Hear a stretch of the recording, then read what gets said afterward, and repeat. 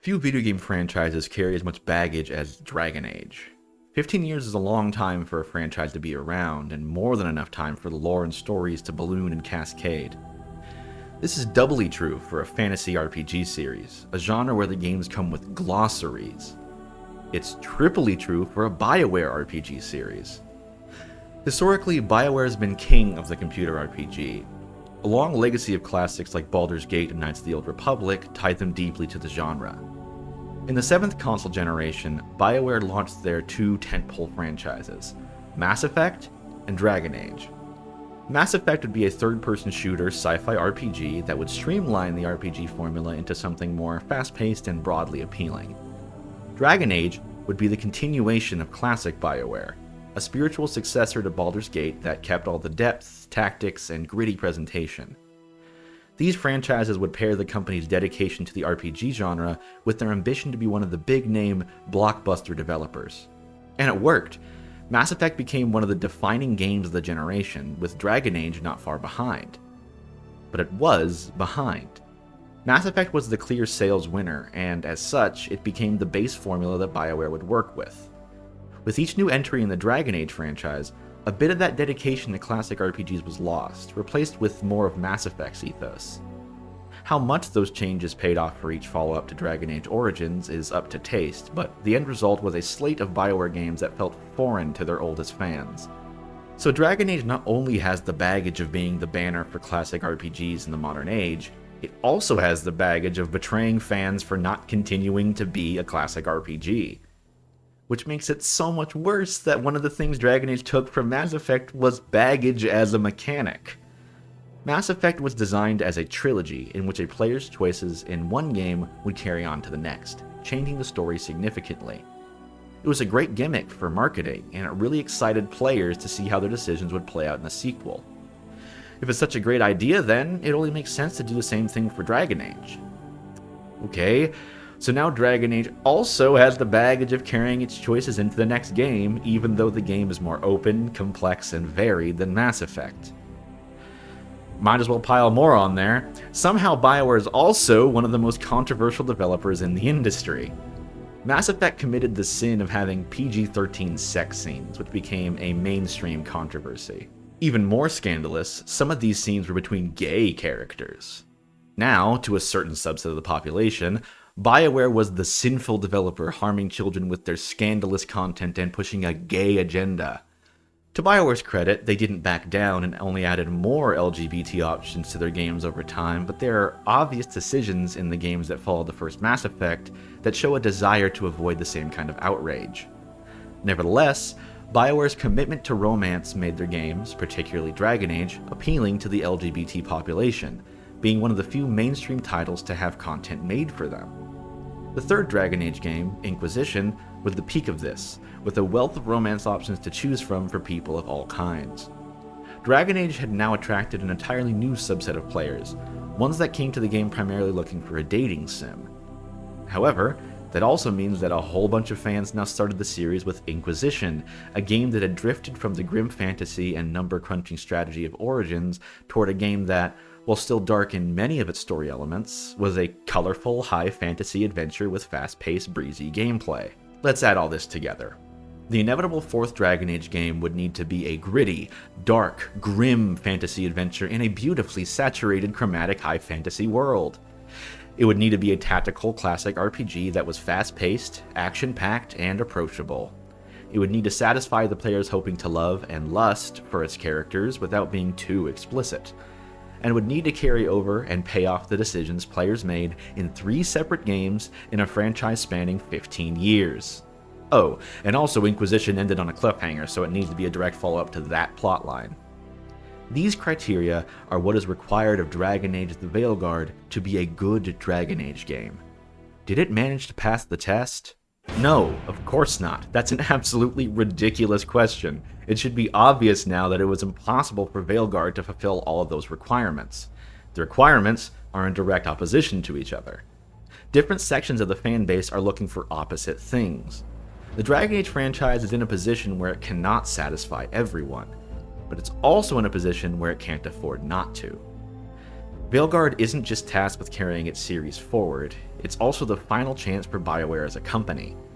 In the gap between Dragon Age games, BioWare released two titles that have nearly destroyed the company's reputation.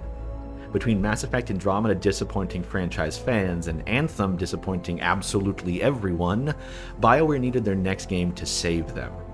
Modern AAA game development requires hundreds of millions of dollars, and with development cycles ballooning past 5 years, the current state of the industry is dire.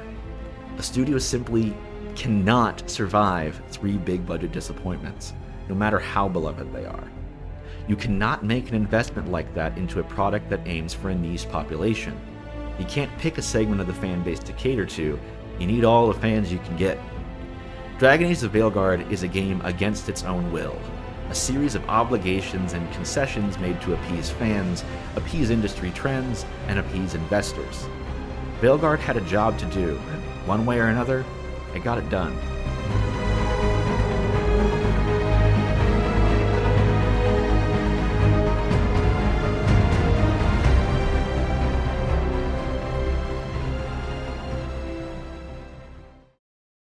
The opening hour of Veilguard is the perfect microcosm to explore the game's strengths and weaknesses. Beginning in media res skips the slow preamble that can make the onboarding of other RPGs so painful. Something big is happening, and you're looking for info, and you get to choose how to do it. Convince the bar owner to say what she knows or force her hand. Either way, the scene is engaging, it's fast, snappy, and, depending on your choices, action-packed. The sight of the city of Minrathous, bathed in light from Solas's ritual, is breathtaking. People running in the streets from demons, bridges being destroyed, the spotlight searching for the cause of the disaster. It's exciting. You quickly pick up your first party members, Harding and Nev, in a scene that economically establishes their personalities and capabilities. The combat feels good, and the worry that you're going to be spamming your attack button the whole game dissipates as you learn of your abilities, heavy attacks, ranged options, guards, parries, dodges, weapon switching, and class-specific mechanics. It culminates in a decision that has some lasting consequences for the first act of the game, and establishes stakes with a show-don't-tell philosophy that catches interest a lot more than the soon-to-come explanation of what happened.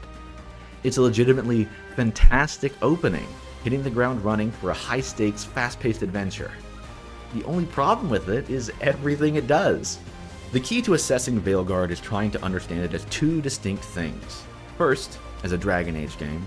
Second, as a video game.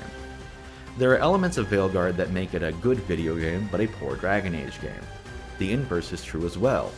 Some elements service both goals, others service neither.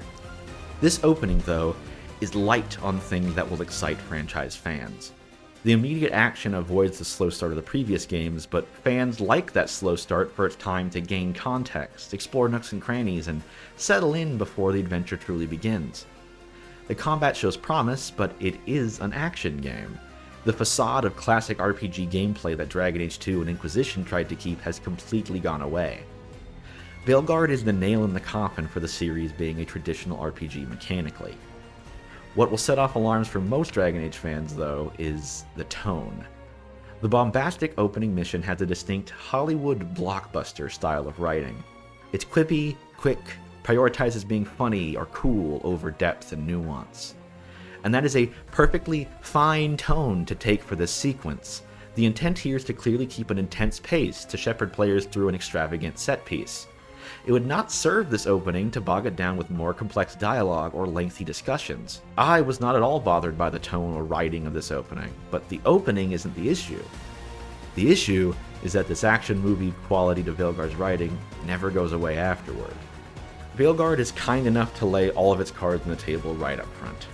It could never please old fans, new fans, and general audiences at the same time.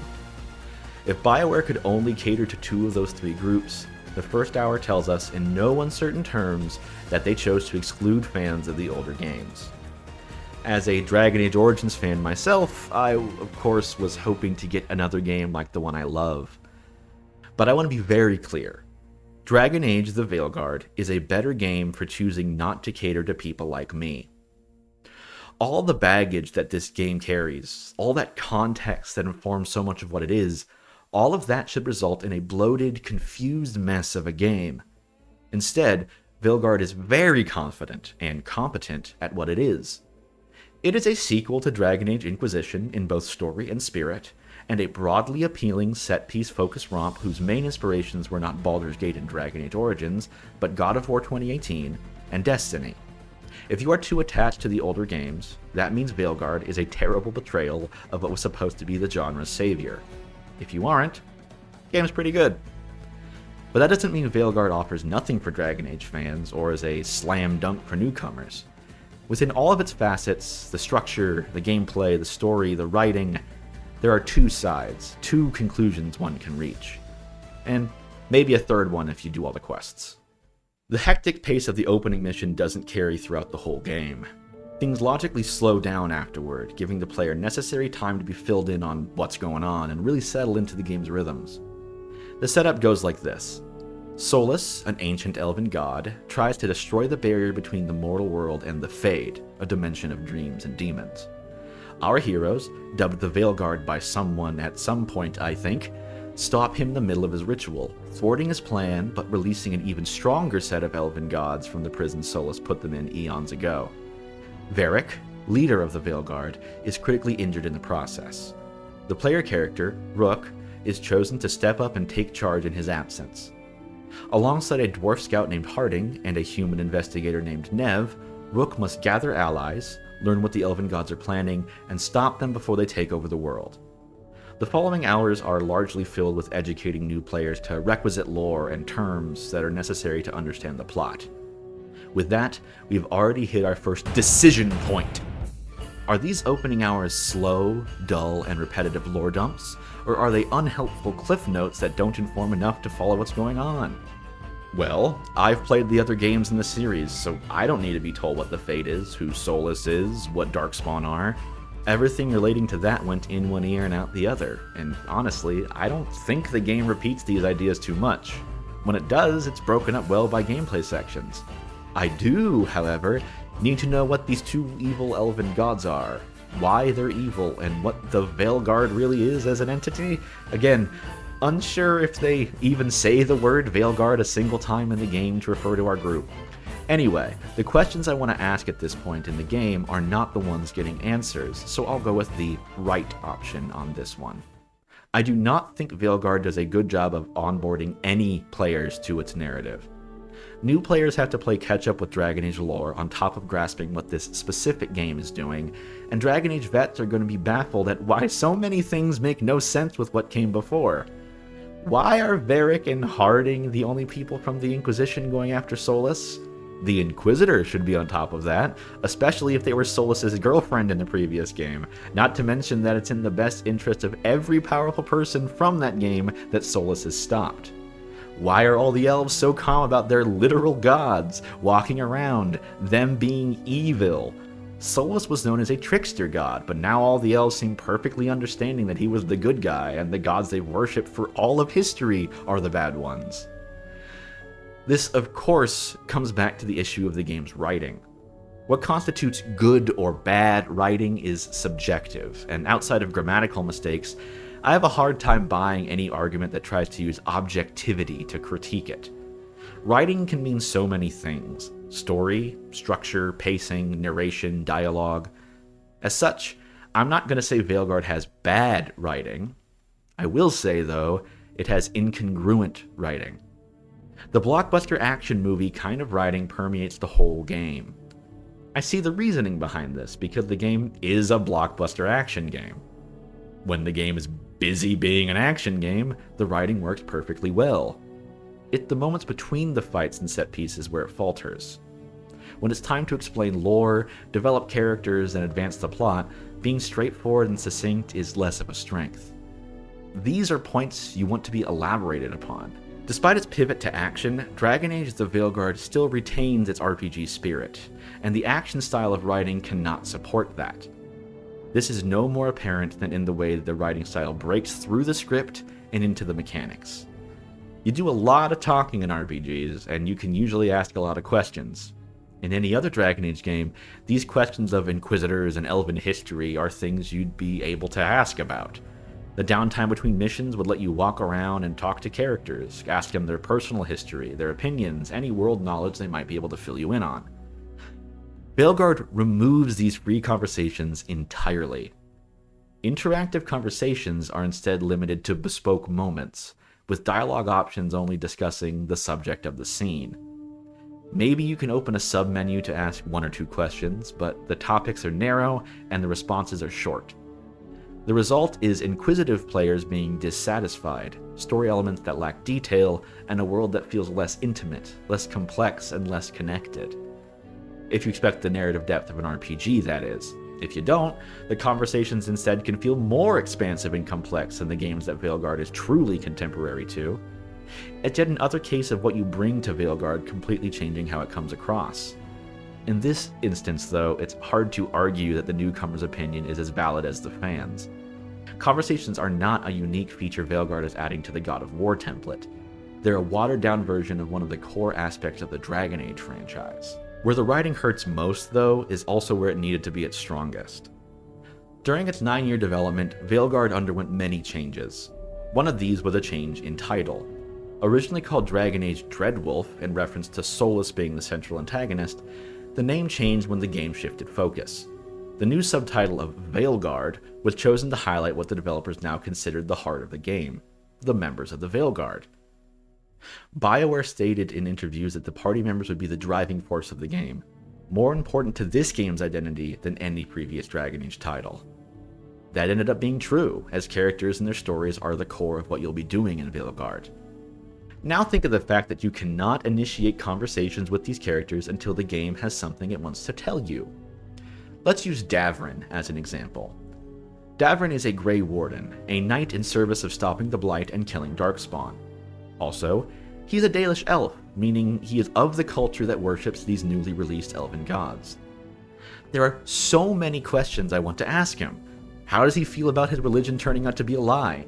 How did he come to join the Grey Wardens? Was the joining as horrific for him as it was portrayed in Dragon Age Origins? In fact, Origins was all about the Grey Wardens dealing with the Blight, and Davrin was in the Order at that time. I'd love to know how he handled that, or get insight on how Tevinter fared against the Darkspawn back then. But of course, I can't ask him any of these things. Instead, I can talk to him about his bird. The hook of Davrin's plot is that he is thrust into the position of protecting and training the last 12 griffins that exist in the world. Every conversation with him either revolves around his pet griffin, Asan, or how Davrin feels about plot events that specifically relate to the Grey Wardens. I do not know who Davrin is. I know he's a Grey Warden. I know he hunts monsters. I know he raises griffins. But in the conversations I can have with him, I get no sense of his beliefs, tastes, or history. I know what he does, but not who he is. This pattern repeats for all 7 of your companions. Some fare better than others, but none are as memorable as the cast of previous Dragon Age games. It's a real shame, though, because I don't think there are any real losers in here either. I want to know more about every single one of them. Their designs are excellent, their personalities distinct, and if you give me a one-line pitch for each, I'd be dying to see where that character's story went. The idea that Veilguard is more about what it needs to be more than what it wants to be rears its head again. It's impossible for me to believe that the people in charge of writing these characters wanted them to feel shallow and flat. If you're a writer, you want your characters to feel alive, feel real.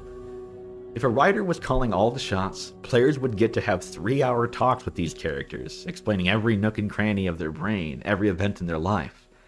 But the reality of Veilguard's creation put it in a position where that wasn't possible. Even in the modern age where AAA titles have longer and longer dev cycles, 9 years is a long time. With the many teasers and comments BioWare made throughout Veilguard's development, the public could see glimpses of the fact that the game underwent major changes in direction. I, of course, do not know the full story of Veilguard's creation, but thanks to journalists like Jason Schreier and comments from the dev team, we know that the game had 3 distinct phases of development. The first was as a sequel to Inquisition that hoped to build on the tools used in that game's creation, while narrowing the scope from the massive open-world structure that game had. This version was cancelled by BioWare's parent company EA as part of their company-wide pivot to the live service model of game.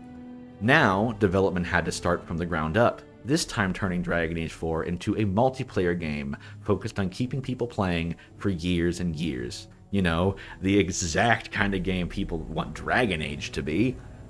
Once BioWare's other live service game, Anthem, turned out to be a failure, EA forced them to shift course a final time. Now they had to take everything they made for this cooperative multiplayer gameplay-first experience, scrape off all the multiplayer elements, and shove it into a single-player RPG-shaped hole. That is the Dragon Age 4 we ended up getting. When playing Veilguard, the similarities to the modern God of War games are the most easily spotted. Melee combat with an over-the-shoulder camera, brisk puzzle solving, adoption of its self-described wide linear level design. Knowing of this development history, though, opens a third eye that reveals the logic behind every element of Veilguard's structure. Once the game has spent a few hours getting the player accustomed to the story and combat, it settles into a very comfortable rhythm. You spend time in your base, the lighthouse, clearing any available conversations, upgrading your gear, and leveling up your character. Then, you open your mission log, pick a mission, and teleport to where it is. Wide linear really is a great way to describe the level design here. You're essentially guided through a hallway, but these hallways have tons of little offshoots and open areas to explore. By wandering off into these crevices, you will at least find some materials you can sell later. At most, you'll find a 1-minute puzzle that leads to a new piece of gear.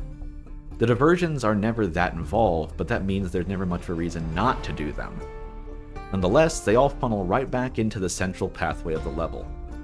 The end result is areas that still feel like you're exploring while keeping the focus of an action game. That contained level design also allows for more detail and polish to go into the visual design. Veilguard is a gorgeous game. It inherits Inquisition's vibrant color palette, but ditching the open world structure means it can use that palette to paint much more captivating vistas. It's understandable for Origins fans to decry the art style shift as cartoonifying that game's gritty visuals, and there is a world where Veilguard is much more dirty, bloody, and gray while still being breathtaking. But I can't say I'd rather run around in Origins Denerim than Veilguard's Minrathous. The bright colors coincide with Veilguard being a much less dour game, but it's not the cause of it. More than visuals though, the pacing is the strength of the level design. Any given level rarely overstays its welcome. They tend to be just long enough where you feel satisfied, but short enough where you feel like you could go for another. That right there is the ghost of the live service that still haunts Veilguard. The game is unrepentantly playable. That lab-tested, focus group-honed game design that knows how to offer you just enough to get you hooked, and to pull back right when exhaustion might start to set in. That sense that at one point this game was supposed to be replayed for all of time is felt. Producing enough content for players to stick around for years requires squeezing every drop of juice out of every asset you make. The game offers mission upon mission through a really healthy amount of levels, using and reusing them as much as they can, shuffling objectives, puzzles, and enemies into every permutation possible. You fought the Venatorian Minrathous, but have you fought them in Treviso yet? You've done a red crystal puzzle in the Necropolis, now try doing it in the Anderfels. Once that echo of the live service hits you, the in-between moments start to recontextualize as well. The Lighthouse can feel like a watered-down version of Inquisition's Skyhold, but a spruced-up version of Destiny's central hub. Each of the game's factions have a base where you can buy and sell items. Some items are gated off until you help that faction and raise their strength. A fine mechanic in a game where factions play a large role, but also a clear rework of the different currencies and gear upgrade vectors that would have been present in the live service game. Helping the Shadow Dragons by doing quests for them, raising their strength level to buy new items from them. Those clearly would have been daily missions through the sharply crafted, replayable areas to earn enough of the Shadow Dragon currency to buy that season's Shadow Dragon gear. Not to mention the menus and their big chunky gear slots interacted with by a cursor you move with the control stick. Here, we have reached our next decision point. Does the live service DNA give Veilguard a rock-solid foundation, or does the unlive servicing leave the game with a phantom limb? I can guess some of you might be thinking, cool, so we averted having Dragon Age 4 be multiplayer first, but is it really any better that we're left with the husk? Yes, I think it is better, and I'm choosing the left option. It's once again all down to perception. Do you see Veilguard as a betrayal of Dragon Age in favor of modern trends? That's fair, and I'd be lying if I said I didn't feel that way at all. After playing the game, though, I see it differently. Scooping out the live service left BioWare with a form to fill, and I believe they filled it with as much Dragon Age as they were able to. They couldn't afford to start from scratch yet again. They needed to keep as much of what they already made as possible. Maps were built for replayable missions? Okay. Make sure each location has a use in the main quest, ties into a companion's quest line, and is home to a faction that could offer the same kind of low-context quests that dailies would have been. Combat was built for cooperative play. Bring companions back in and give them access to the kinds of abilities you'd have to rely on other players for, but also make their use extensions of the player's own moveset to avoid having to program advanced companion AI and rebalance the pace of the combat system. Gaps in the story that were intended to leave space for repeating tasks and a constantly updating plot? Structure the game around a few key events and fill the rest in with more episodic companion and faction stories. And that is what I mean when I say Veilguard is a game against its own will. It feels like it desperately wishes it could be different, but knows that isn't an option. I could wallow in all the ways these things compromise what makes Dragon Age so great, but instead, I choose to be happy they were able to make it feel like Dragon Age at all, considering the circumstances. Veilguard feels like a bustling city built inside the corpse of a giant, constrained by its walls but thriving off the meat. The reason the reality of Veilguard's creation goes over so well is the strength of its combat system. Dragon Age has had a somewhat turbulent history when it comes to combat. Origins was an excellent continuation of the real-time with pause style of combat that defined most of the 90s classic RPGs. Since then, though, each subsequent Dragon Age game has shifted more and more towards action. Dragon Age 2 kept the core of Origins combat, but sped it up with flashier animations and more tactile button inputs, at the cost of some strategy. Inquisition did its best to look like previous two games, but in the moment felt more akin to an MMORPG spiced up with Mass Effect squad mechanics. All that to say, Dragon Age had one foot in the action game camp for two of its three entries already. Veilguard moving the other foot over shouldn't be a surprise. Finally choosing to pick a lane rather than trying to merge two types of combat leads to the best combat the series has had since Origins. It has the action game basics, a light attack combo on one button, a heavy attack combo on the other, and a ranged option on the right trigger. Those combos stay the same the whole game. This isn't Devil May Cry. Instead, Veilguard builds your options on top of those to offer variety, account for different playstyles, and change the order in which you'll be pressing those buttons. In my first playthrough, I played a mage. You start with a staff that can shoot magic missiles at enemies from a distance. If they get too close, your heavy attack is a shockwave to push them away. The staff isn't your only weapon though. Mages also have access to an orb and a dagger. With this weapon, your light attacks with the orb have shorter range, but fire faster, and your strong attacks with the dagger are a potent melee option. The weapon also offers a unique mechanic that completely alters your playstyle though. Landing shots with the orb apply stacks of arcane mark. Once you have 3 stacks, they become an arcane bomb. The next time you hit an enemy with the dagger, you detonate that bomb for a chunk of extra damage. Now, instead of playing keep away with the staff, you're using a hit and run strategy of getting orb shots off before running into fray with the dagger, backing up to fire the orb more. Right from the jump, mages have 2 vastly different playstyles that they can swap between at any time. Those playstyles can be further tweaked and reinforced through the skill tree. Each class, mage, warrior, and rogue, offers 3 specializations that will change how the class is played. Warriors, for instance, can be champions that specialize in durability and buffs, or a slayer that runs around the battlefield smacking enemies with massive 2-handed weapons. My warrior was a death knight, completely foregoing my main weapon in favor of throwing their shield as much as possible. The skill tree isn't just offering stat buffs, though those are there too. It offers skills that fundamentally alter how you play. This is my biggest surprise with Veilguard. My mage started off stacking arcane bombs and setting them off, until I got skills that made my charge attacks more powerful. Now I was trying to find the best spot to plant my feet and charge every attack, abandoning the quick in and out playstyle I had before. This changed again once I reached the Spellblade specialization. After that, my arcane bombs could stack on top of each other, and I had moves that would apply them instantly. No more setting them up with weaker orb blasts. By the end of Veilguard, I was playing a mage, but that mage was running circles around opponents, stabbing them with a knife while the lightning storm I summoned stuck them with arcane bombs I could detonate. My rook's mechanical progress constantly surprised me. I was always excited to reach my next level up and see what new trait or ability could influence my game plan. More than that though, my mind raced at the other ways I could have built my character. I adored my quick lightning mage, but I kept looking at the other sections of the skill screen, wondering how fun it could be to be a necromancer that focused on using the beam I almost entirely neglected, or if I chose more single target nuke spells over the control ones with a long duration. More than that, I wondered how different the other classes might feel. I rarely replay games, and when I do, it's usually years later. When I hit credits in Veilguard, I immediately started a new game and made my warrior. The combat and build variety excited me that much. There is, of course, another layer to the combat: your abilities and your companions. You can have 3 abilities equipped at any time.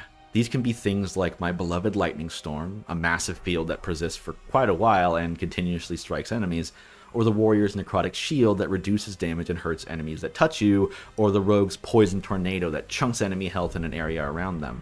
What I'm saying is, there's a good variety. Most abilities cost a class resource to cast, like the mage's mana.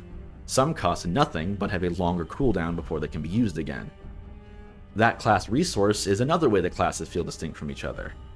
Mages start with a full bar of mana, so they can start each fight by dumping all their spells on enemies. Mana takes a while to recharge though, so they often cast less abilities overall in the longer fights. The warrior has Rage, which increases when dealing or taking damage, but drains over time. That means you gotta stay in the fray and keep the pressure up if you want to use your abilities. The rogue's momentum works much the same, but instead decreases when they take damage, rewarding them for playing into the quick movement and reflexes you'd imagine a rogue to have. If you're still wanting to use abilities while building up your rage meter though, you can rely on your party members. They also bring 3 of their own talents into the fray, and when they use them is up to the player. These are a mix of moves unique to the character and ones that overlap with others of the same class. For example, all of your mage companions like Nev and Balara can use Slow Time, but only Nev has access to her Blizzard spell. With so much overlap, that could make the party members feel really interchangeable, but the skill trees dodge that issue. Companions have skill trees like Rook does, though they are significantly more simple. Through these, even the ways characters are similar can be made unique. Davrin and Tosh can both make Rook invulnerable for a time, but Davrin's invulnerability grants further defensive buffs when it ends, while Tosh's boosts attack. Companions become an extension of Rook's toolkit, shoring up weaknesses of their playstyle or playing into their strengths. Veilguard's combat can look basic on the surface, but it culminates into a diverse, evolving toolbox that allows lots of freedom in character and party setups. Your Rook feels uniquely yours, and the qualities of each party member makes your team composition feel equally expressive of how you want your team to work.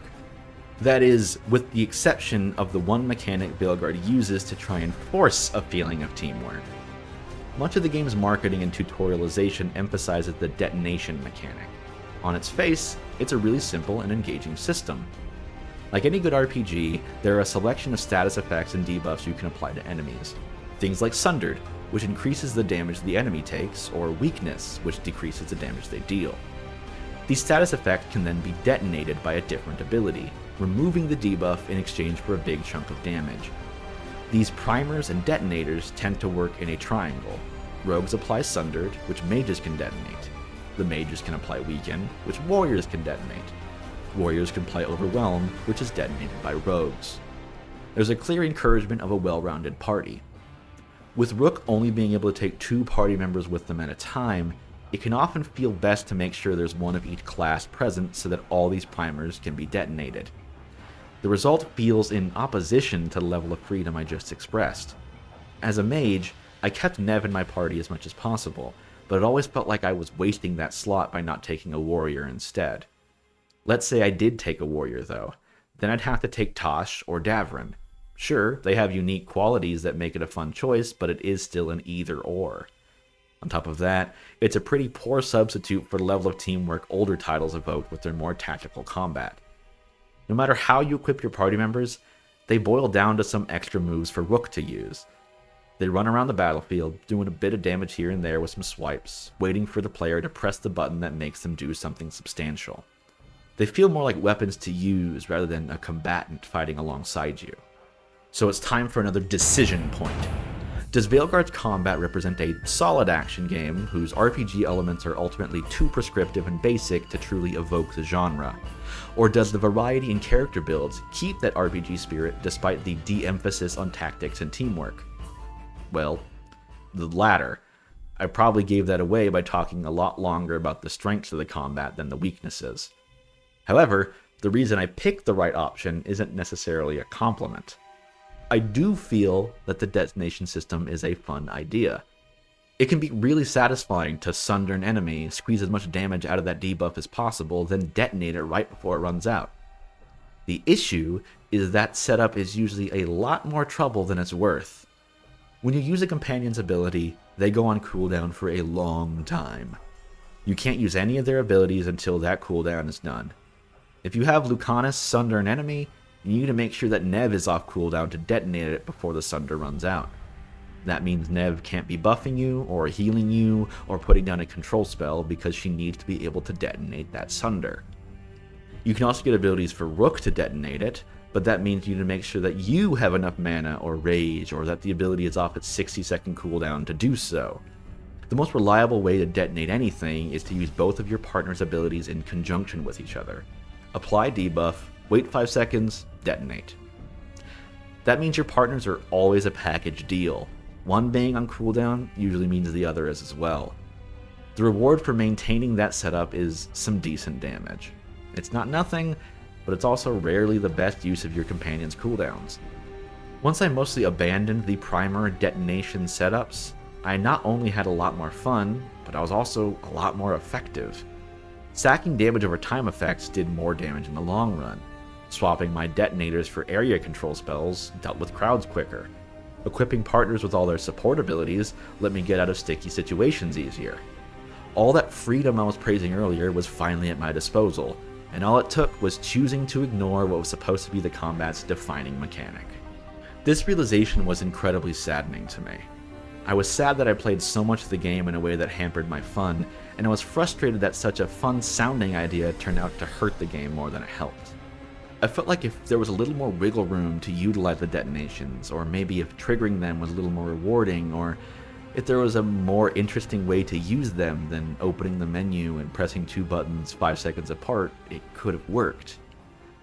That is when, against my will, a horrifying thought entered my mind. Man, I wish this game had multiplayer. It's the ultimate irony, because of course I felt that way, right? Everything about Veilguard has remnants of its live service roots.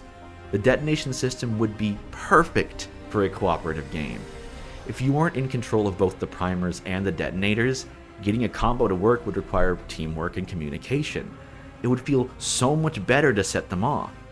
Cognitively, I knew the gameplay would have things that reminded me it was almost a multiplayer game. I just never entertained the possibility that it could have been a good one. Might not have been a great one, though. As much as I do think Veilguard's combat is excellent, there are some macro-level issues that can bog it down. Enemy variety is fine for the length of the main quest, but if you dive into the incredibly long list of side quests, you're going to be seeing the same enemies over and over. There are essentially 4 groups of enemies: Venatori, Antam, Darkspawn, and Demons. Each of them has 2 or 3 enemy types, typically a basic soldier, some kind of control or support unit, and a larger one with more health. Each group's soldiers do have their own traits. The most basic Darkspawn and the most basic Venatori don't fight the same, for instance, but the archetypes are easily recognizable. When the groups overlap, like later in the game where you fight Darkspawn and Venatori at the same time, things can be spiced up, but most side quests deal with a single enemy faction that needs stopping.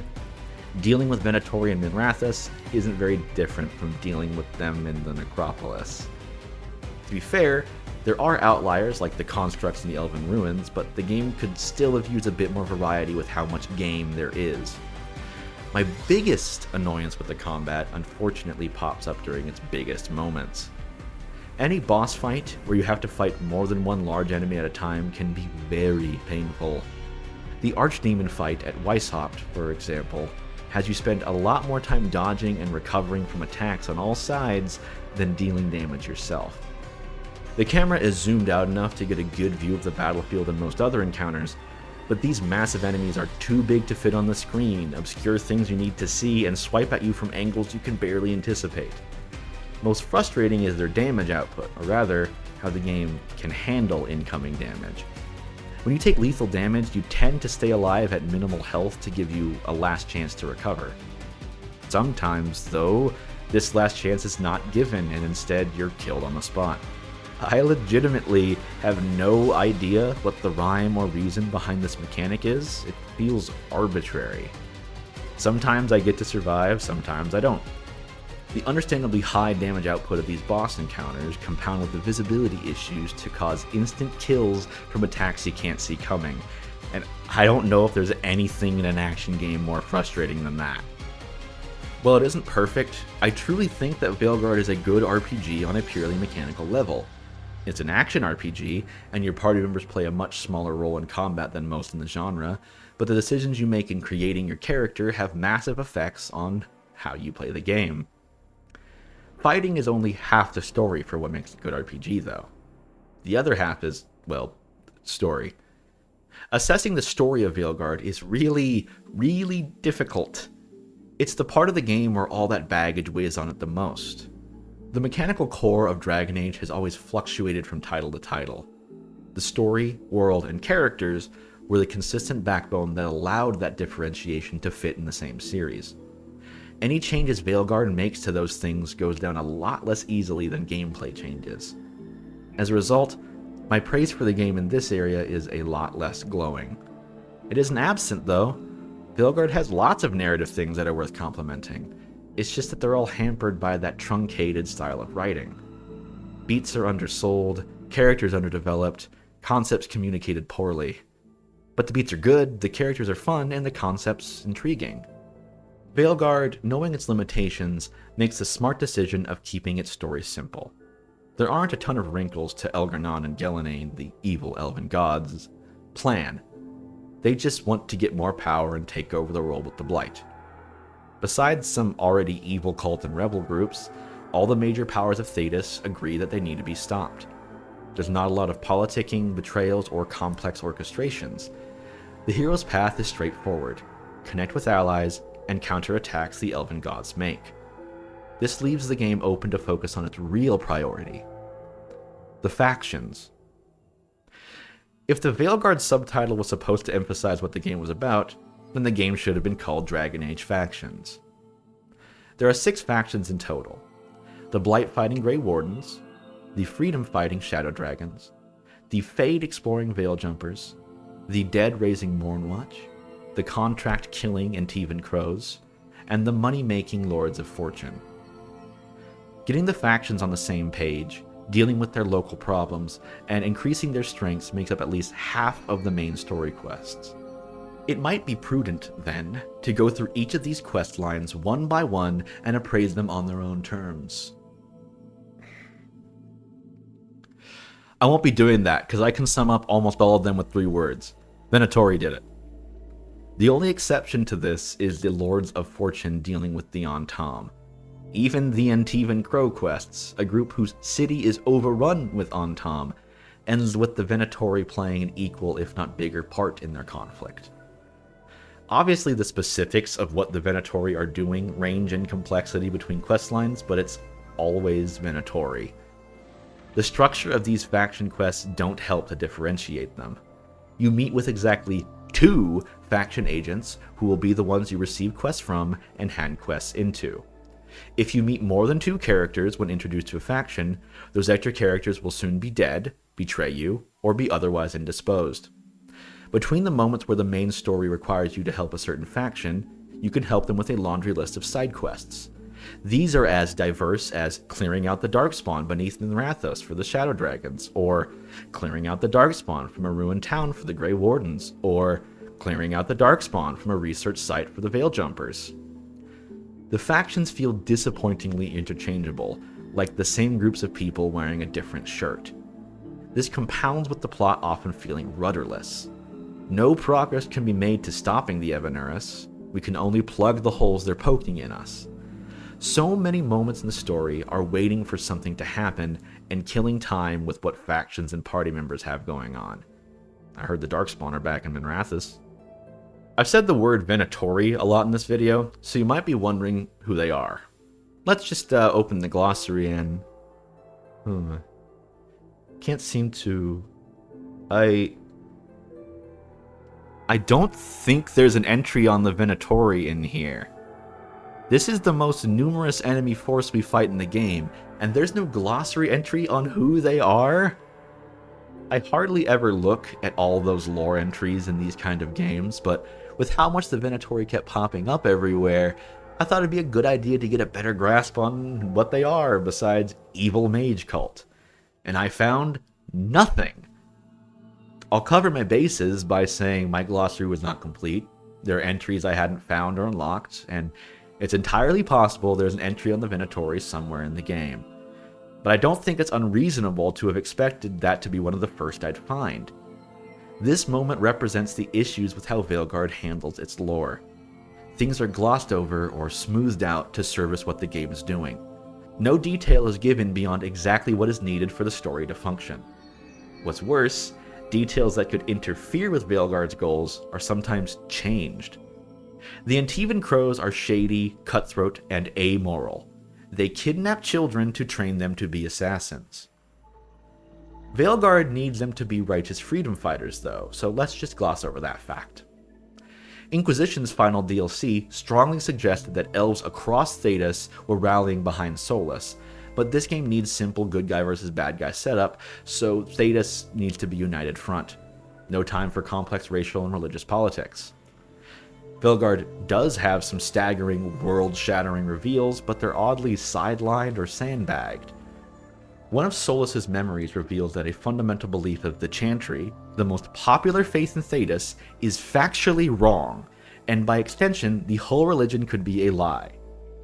This revelation is met with Harding having a crisis of faith for a minute, and everyone else saying, "Well, that's crazy. Anyway, pull yourself together, Harding."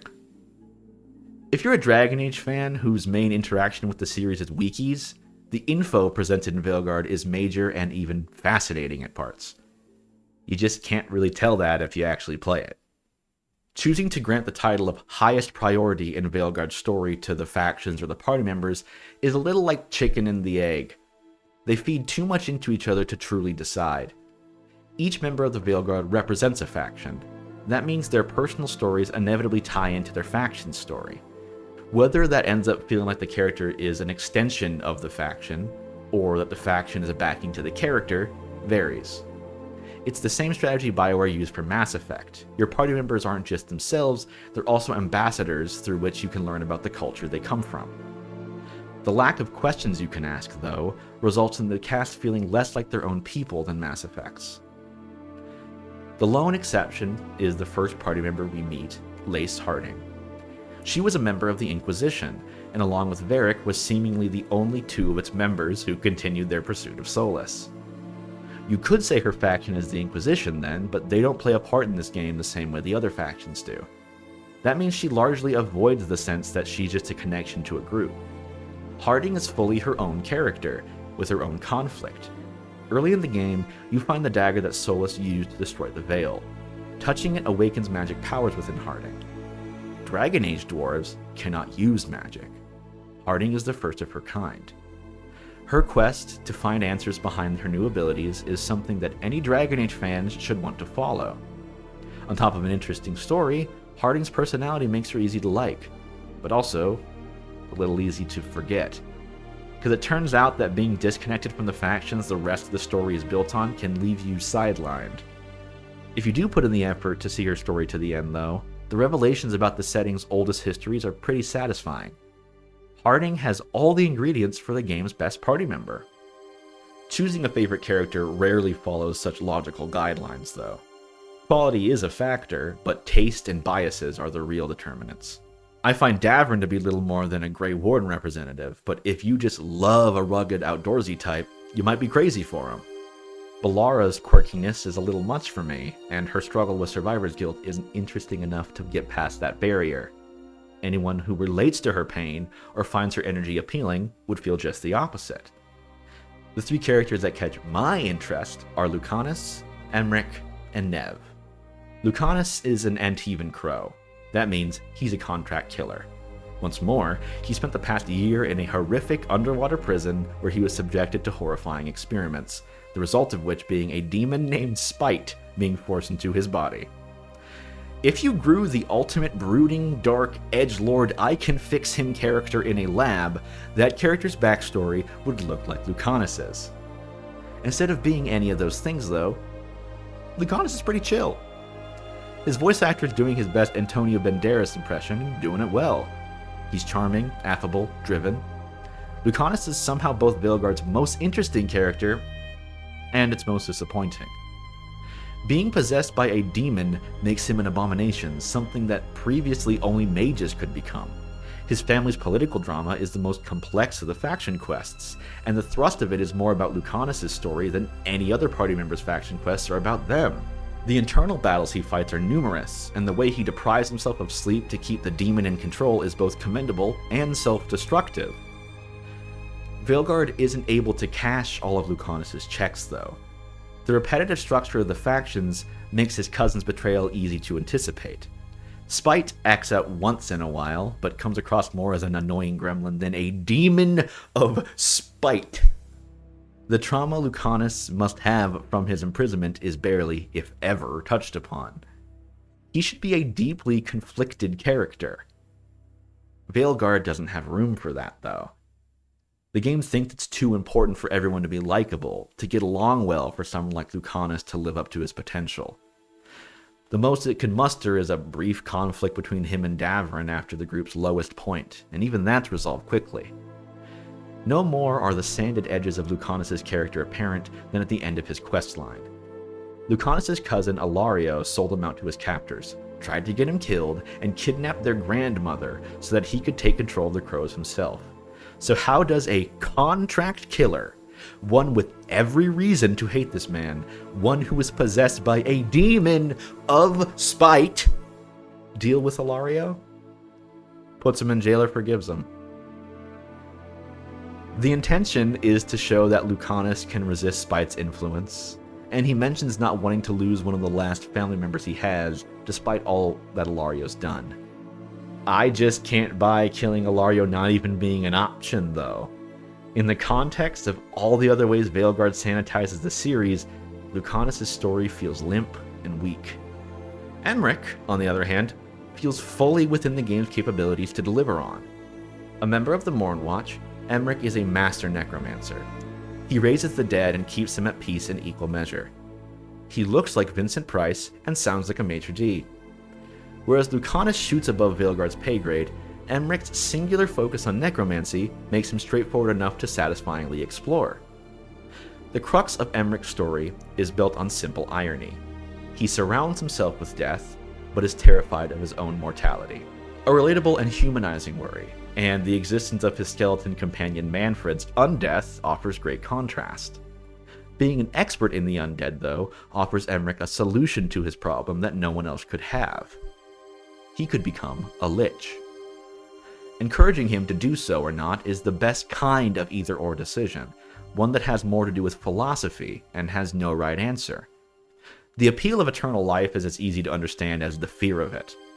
Cheating death circumvents the most basic mortal fear, but in turn, you're subject to the impermanence of everything you love. To complicate the choice further, Manfred sacrifices himself at the climax of Emmerich's quest. The ritual to become a lich requires Emmerich to accept that mortality of all those around him to work. Resurrecting Manfred is within Emmerich's power, but doing so proves that his friend's death upsets him, making him ineligible to be a lich. That's good writing! Emmerich's writing as a whole, not just in broad strokes, but in actual dialogue, is some of the best the game offers. And I think that can be attributed to, oddly, his accent? Or rather, his demeanor. Emmerich is a high-class fellow. He's a professor, a scholar, and a gentleman.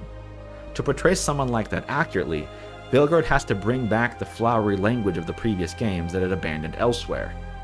The same can be said of other characters with a similar disposition. Solus's self-important grandstanding and monologues make him speak in a manner that's remarkably consistent with how he spoke in Inquisition, and that consistency, paired with his pivotal role in the story, makes him maybe the best character in the game.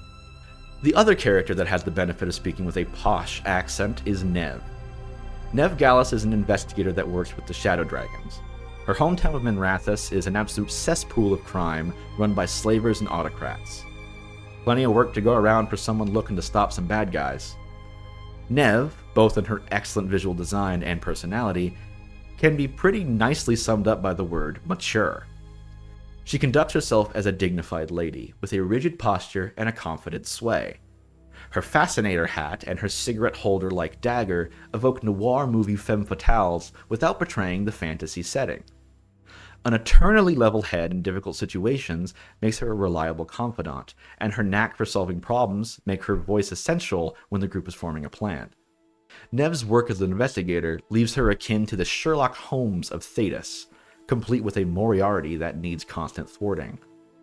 The issue with this, though, is that it's hard to make a compelling mystery when the bad guy is always Venatori, and the modus operandi is always blood magic. As a result, her questline doesn't leave much of an impact. This isn't helped by the fact that her internal struggles aren't too captivating either. Neve is old and experienced enough to know that the world is harsh, good deeds are unrewarded, and problems never stay solved. Her character development is supposed to be accepting that fact and choosing to keep fighting anyway. Neve has already come to that conclusion by the time you meet her, though. That attitude isn't a new development, it's her baseline. At most, Rook just reminds her of that at her lowest points. Neve's outlook doesn't evolve, which I'm okay with because it's also her most endearing trait. It's easy to look at all the bad things going on and feel powerless, or that it doesn't matter what you do because nothing really changes. Recognizing that and choosing not to give in makes Neve logical but empathetic, realistic but idealistic. Just a great hang all around, really. Neve also gives me the chance to talk about something Veilguard touted as one of its strongest aspects: the romance. As the priority for a whole subset of fans, the type of fans Veilguard has chosen to appeal to the most, the romance has to be good, right? It's bad. That shouldn't be much of a surprise considering what we already know. You can't talk to these characters of your own volition, and if the game barely has room for all the other things you expect from an RPG party, how could the romance fare any better? There's a decent helping of flirtatious options, but they rarely ever feel, well, flirtatious. They're usually affectionate or supportive, but the difference between saying an option symbolized with the heart and one with a thumbs up often feels negligible. It's possible that Neve's romance specifically is poor. Flirting with Emmerich usually gets a stronger response from him, and doing so with Tosh results in them being much more forward.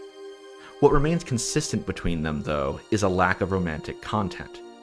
For Neve, there's a scene where a kiss is interrupted, a scene where the kiss finally happens, and a culmination of the romance after the game's ending. That doesn't sound too different from previous BioWare romances, but because you can't choose to spend time with the character, it feels less like finding a partner and more like hooking up. Some things are done to try and mitigate this, like a love confession before the final boss, and combat barks changing if you're in a relationship. It's not enough to satisfy, though. For a sizable subset of Veilguard's player base, this will be the most damning condemnation of the game. So much of the game feels built with these players in mind. Under-delivering on what they want most is pretty hard to overcome. There's one more character I want to discuss, and I put off doing so until so late into the video for a reason. Tosh has become the lightning rod of controversy for this game. Lots has already been said about the character, so much of it hyperbolic, so little of it substantive. The reason for this controversy is that Tosh's character arc is coming to terms with the fact they're non-binary. BioWare got in hot water all those years ago for having gay characters at all. I suppose it shouldn't be too surprising that devoting such a major part of your game to exploring an even less widely accepted identity could garner the same reaction. That reaction makes it difficult, then, to say that I'm not a big fan of Tosh's story. I need to be clear right away that this is not because they're non-binary.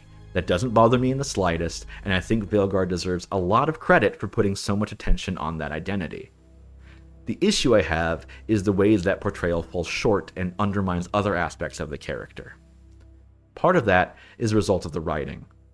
Even if the identity has existed for centuries, the specific term non-binary is a product of the 20th century that has only gained broad use in the 21st century. It cannot help but feel jarring to see people with armor and swords sitting in a tavern and using it. I can't say Veilguard should have come up with their own special word for the identity, that'd feel just as weird, but I can only feel like there had to be a more setting-appropriate way to communicate the same idea. Then again, things only feel out of place until they don't. The Mass Effect controversy from 15 years ago feels so quaint nowadays, like such an odd thing to freak out about. It's likely that Tasha's identity, and how the game verbalizes it, will stand out less and less as time goes on. The real issue with Tasha's character arc is how its focus on binaries presents conflicting beliefs. Gender isn't the only dichotomy Tosh feels trapped in. They also come from a multicultural background. They were born into the Qun like most Qunari, but their mother chose to take them to Ravain once Tosh showed special capabilities that would jeopardize their future. Playing as an elf, I was able to commiserate with them about the difficulties of not fitting in with either culture.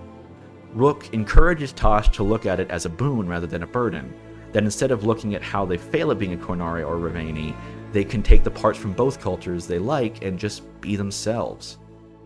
This is a perfect parallel to Tasha's gender exploration.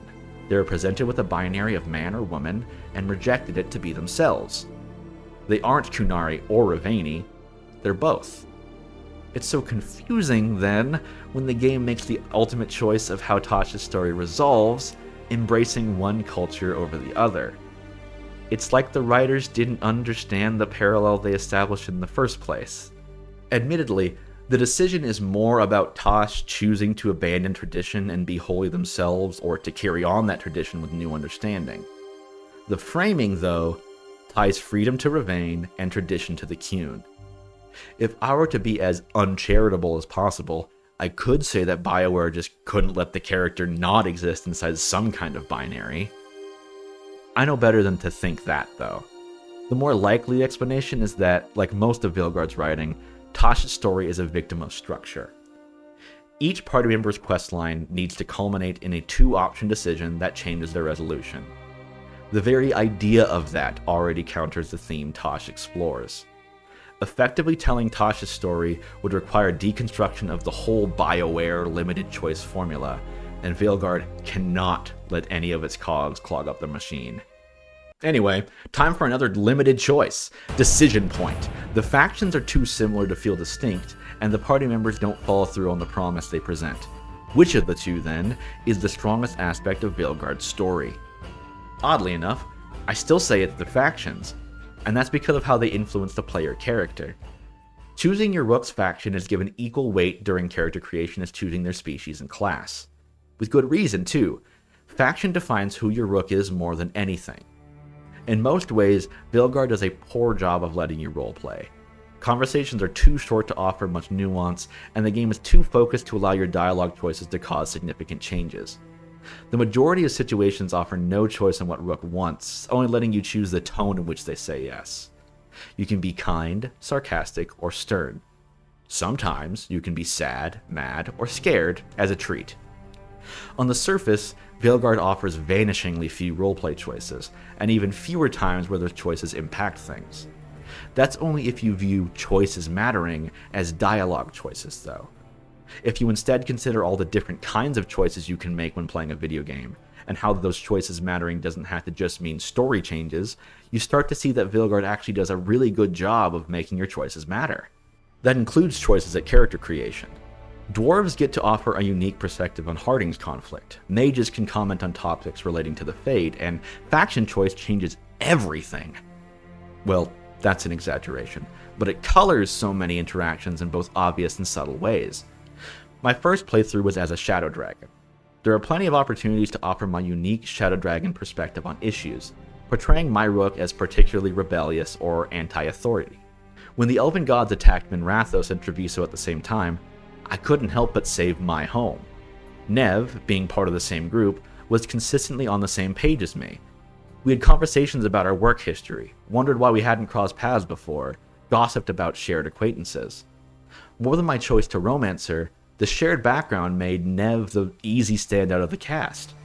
When I made my Mournwatch warrior, though, Nev was quieter, less present, less prone to agreeing. Now Emmerich was all those things Nev had previously been. My choice of faction changed my perception of the cast in a passive, cumulative way. I wondered if my ambivalence toward Bellara would be changed if I was a Veil-Jumper, or if Davrin would have something more to connect with me as a Grey Warden. There aren't only subtle changes that stem from your faction, though. Early on, you investigate a blighted town and find that the mayor sold it out to the gods. You can choose to spare him, or abandon him to his fate in the Darkspawn-filled ruins. If you're a Grey Warden, though, you can instead choose to enlist him in the Order and allow him to atone. I can't say moments like that are numerous, maybe that's the only one in the whole game, but it at least shows that the faction choice is the key trait that defines Rook. The game isn't devoid of the more standard choices, though. Choosing not to save that mayor results in him becoming a monster you have to deal with in a side quest later. The aforementioned choice of which city to save has some pretty massive consequences. Whichever you don't will become blighted for the rest of the game. The streets will be lined with growths, the faction stronghold will be abandoned, and their unique items will be unattainable. You lose out in a quest, and Nev or Lucanus will be unavailable for a section of the game as they deal with the aftermath. Whichever companion whose faction you spurned will also become hardened, with them losing access to their support abilities in exchange for increased damage. The character quests all end up at a choice of what to do, altering their attitude or epilogue as well as giving them different gameplay benefits.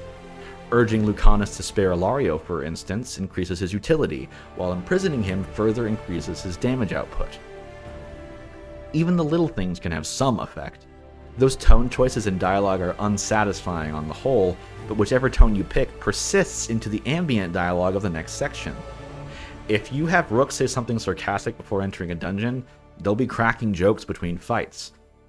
It's not always the most obvious ways, or the ways players might expect, but Veilguard retains the series' commitment to choice and consequence. On the other hand, the most glaring betrayal of impactful choices comes from those carried from past games. When you start a new game, you are given the chance to alter your world state with some choices you can make in Inquisition. Only Inquisition, though. None from Origins or Dragon Age 2, and you get a grand total of 3 choices. If the Inquisitor disbanded the Inquisition or handed it to the Chantry, who they romanced, and if they vowed to stop Solus or change his mind. Naturally, this was an outrage to many longtime Dragon Age fans. Over a decade of choices were thrown away. I didn't care. The whole concept of carrying over decisions between games is awesome, but it was designed for Mass Effect. That series was a trilogy, 3 games starring the same character fighting the same conflict. That's never been the case for Dragon Age. Each game has different characters in different places fighting different fights.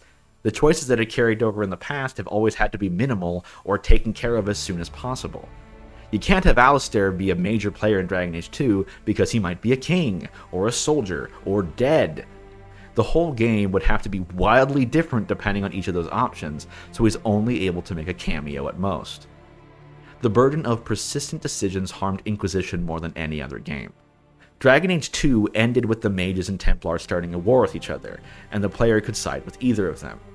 If Inquisition was really going to pay off that choice and that cliffhanger, it would need to essentially be 2 video games, which could never happen.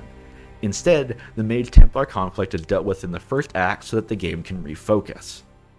I really do understand the frustration fans have with Veilguard abandoning so much player history, and I think there are a lot more things from Inquisition that could and should have affected Veilguard's plot. The whole prospect of carrying over decisions, though, is an unrealistic fit for Dragon Age. The series would always need to pull back on it at some point. Veilguard's just the game that ripped the band-aid off. The choices that ultimately matter the most in Veilguard are what the player chooses to do. Literally. What quests you do or do not do make the biggest impact on how the story plays out. Veilguard already borrows the more episodic, character-based structure from Mass Effect 2, so it's not much of a surprise when it handles its climax the same way. The success of your fight against Elgradon and Gillenane is decided on how much you supported those around you. Doing quests to build faction strength, helping your companions in their personal troubles, looking into Solus's past and understanding his actions.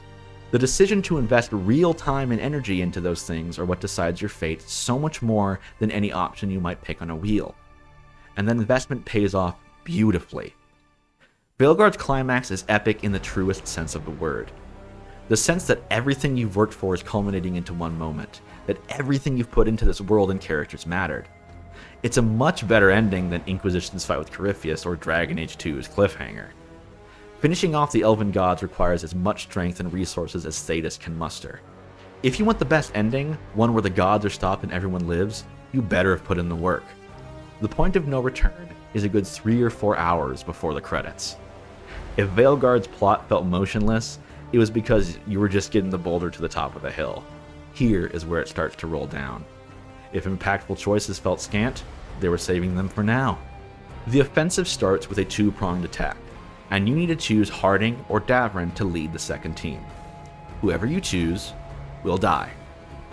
An obstacle on the way requires a mage to deal with it, and Balara and Nev both volunteer. Whoever you choose gets kidnapped, and you won't see them again till the end of the game. If you fail to finish their quests, they die instead. The next phase of the attack is an all-out assault. Every faction, every ally all charging at once. You need to assign who does what. You better place everyone accordingly, and you better have finished their personal quests. That might not be enough though. The factions need the strength to support the actions of your key players. You can't fail in stopping Elgranon, but it can cost the lives of everyone you've met if you make the wrong choice, didn't help your allies, or didn't support a faction enough. Even at the very end, your actions have consequences. You can choose to trick Solas into resealing the Veil, or try to force him to do it through a fight. If you lost all the Veilguard on the way there, you have no choice but to sacrifice yourself and be sealed alongside him. If you bothered to find all of Solas' memories though, you can use your true understanding of who he is for a third option. Convince him to do the right thing. If you take this option and your Inquisitor from the previous game romanced Solas, they can choose to be sealed in the fate alongside him. Veilguard's ending is a dense cobweb of possible outcomes, intermingling, coexisting, and influencing each other to make one of the most memorable finishes in recent memory. It's really everything I could ever hope for from a Dragon Age finale, and ending the game on such a high note is so important for something that had so much to prove. After all of this, I think it's time for our final decision point. Did Dragon Age the Veilguard prove itself? Is it the Dragon Age game we all hoped for, or is it a disappointment in the ways that matter most? Throughout the game, Rook has conversations with Varric where he offers advice on what to do. Rook didn't want to be the leader, wasn't trained for it, but Varric's injury forced them to step up. Varric assures Rook over and over that they have what it takes, and even if they don't, they need to. It isn't fair, but there isn't any other option. In the game's final hours, it's revealed that Varric died from his injuries at the start of the game. The conversations have all been in Rook's head. Part of it was Solas' manipulation, but it was also a crutch Rook used to reassure themselves, a ghost of what they needed to be. Only by accepting Varric's death, though, that Rook needs to stand on their own, are they finally able to defeat Solas. Dragon Age the Veilguard is not what fans wanted, but it isn't a disappointment either. Veilguard is what it needed to be. It didn't have a say in the matter, but it needed to fill those shoes regardless. The specter of the Dragon Age franchise hovers around it, as do the demands of the company that owned its creator. Maybe a more ideal game could have existed, but that isn't what happened.